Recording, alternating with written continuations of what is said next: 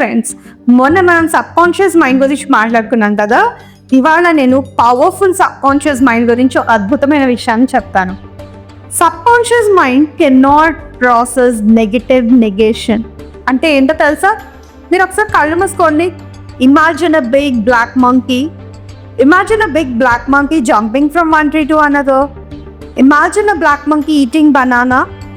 Imagine a black monkey throwing half-eaten banana onto your face. కళ్ళు తెరవండి. Black మంకీని imagine చేసుకోగలిగారా? అరటిపండు తింటున్నట్టు ఇమాజిన్ చేసుకోగలిగారా? ఇప్పుడు ఇంకొకసారి కళ్ళు మూసుకోండి. Don't imagine black monkey at all. Don't see black monkey at all. Don't see black monkey eating banana.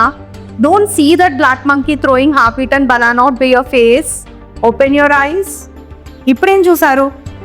నేను డోంట్ సీ బ్లాక్ మంకీ అన్న ప్రతిసారి మీ విజువల్లోకి బ్లాక్ మంకీ వచ్చింది. ఒకవేళ కాదు మా టైగర్ వచ్చింది అంటే, ఒకవేళ బ్లాక్ మంకీ వస్తే బలవంతంగా మీరు పుష్ చేసి ఒక టైగర్ని తీసుకొచ్చుంటారు. కానీ నేను అప్టర్ చేసిన ప్రతిసారి మీకు మంకీనే వస్తుంది.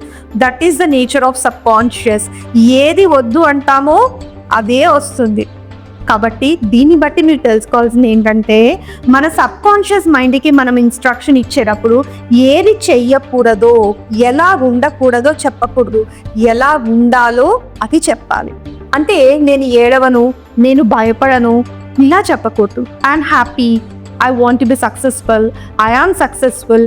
అందుకనే మీరు ఏ అఫర్మేషన్స్ అన్నా చూడండి, అలా పాజిటివ్ అఫర్మేషన్స్ అలాగే ఉంటాయి.